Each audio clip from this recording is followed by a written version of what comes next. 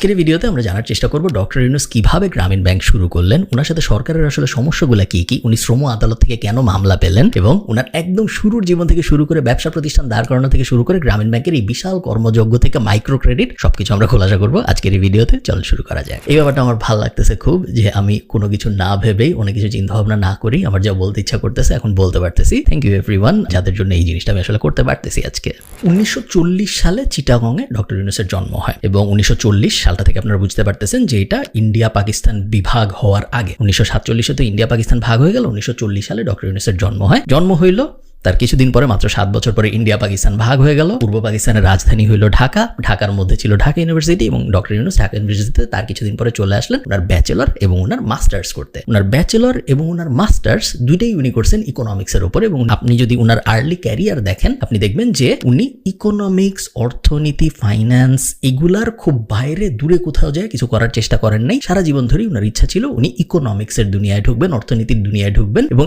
এর আশপাশেই উনি মোটামুটি সবসময় ছিলেন।